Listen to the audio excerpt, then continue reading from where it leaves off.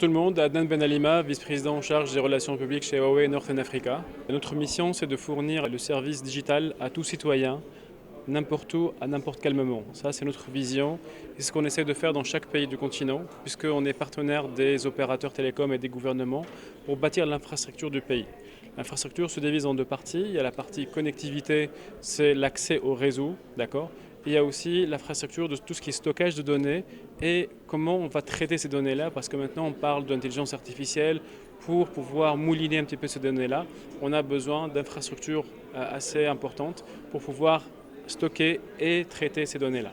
Alors le sujet de la mobilité, il est très vaste parce qu'on parle de trois responsabilités. La première, c'est une responsabilité sociétale pour fournir des services adéquats aux citoyens.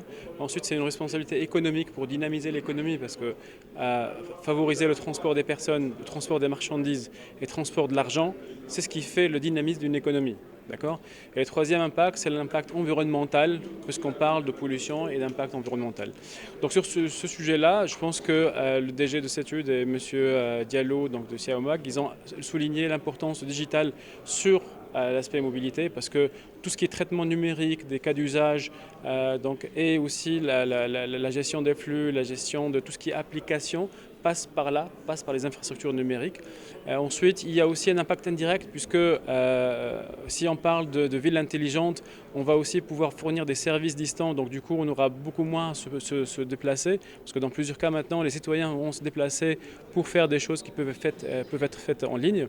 Et le troisième volet de notre contribution consiste à aussi assurer la transition environnementale, parce que maintenant on est de plus en plus en train de parler des véhicules électriques. D'accord. Peut-être qu'on pense que c'est un petit peu tôt en Afrique, non, pas du tout, parce qu'il y a un vrai challenge, il y a une opportunité aussi, parce que si on parle d'énergie renouvelable, notre continent dispose d'un potentiel énorme en termes de génération d'énergie verte, notamment le solaire, et Huawei contribue énormément sur ce secteur-là.